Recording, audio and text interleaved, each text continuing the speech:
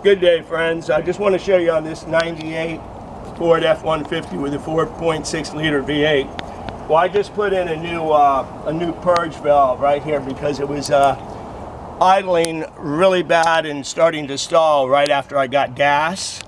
That's this part here is brand new. I put it in last week. What I'm going to do now is I'm going to change this vacuum hose. This is a brand new one, and it goes to replace this one. And if you can see, this is all cracked and brittle because it is over 20 years old, and it's probably losing vacuum air around there, causing the rough stumbling. So I'm going to go ahead and remove that now. I've already taken the clip off of this, but before I do that, I want to show you this cover. To work on this, it's easier to remove this cover. There's two 10-millimeter bolts, one here, and there's just one on the other side. So there's two on this side, one on that side. They're 10-millimeter bolts. I've taken the other two out. I'm just loosening this one now to take it out. I hold my hand under here, which you'll want to do, because God forbid you drop it, you've lost your screw. Okay, now I'm going to lift this right off, as you can see. I'll set it aside. This is the other end. Like I said, this is a brand new purge valve. Connects here. I changed the purge valve. Still got a little bit of the problem, but it's a little better. And I think it's this vacuum line. If you look at it, it's really corroded. It's probably, if it leaks air anywhere, even a pinhole, that causes these problems. Now it should pull right out of this spot here with a little wiggling. It's been in there 20 years, so it ain't going to be real easy. Hopefully I won't need the pliers. But if I do, I'll go get them. It's a tight area, so there we go. Get it moving. We might be all right. Just going to wiggle it back and forth. Got it off of there, thank God. You can see how the fitting looks. Should go back on pretty smoothly. Now on this side, I'm going to take this side off. See the green cap here?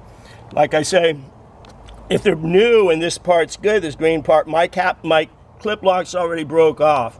So I just tried to glue it on. It doesn't work. But it's loose, so I'm just going to wiggle it and pull down on it. As you can see, I just did. Okay, the new one's going to slip right up to it, like so. Now I have a little bit of hot melt glue on there. I had put on there as a temporary hole, which is not doing that great of a job. I'm going to take a putty knife or something and scrape that off. I don't want to hold you up. Here's the old vacuum line from the purge valve. You can see it's pretty well worn. It's worn out. I'm sure it's probably the big part of the main problem. And see, here's the new one. This one's brand new. Bought it on Amazon, I don't know, around $60.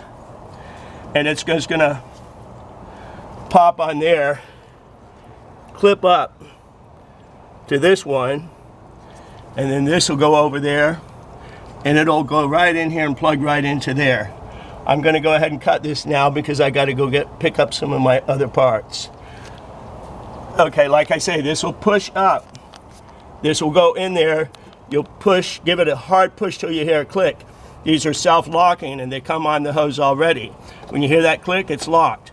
This one, where I took the other one out, wipe it off a little bit, just tuck that in, just push it in as far as it'll go and just leave it like that. It'll be fine. So basically that's it.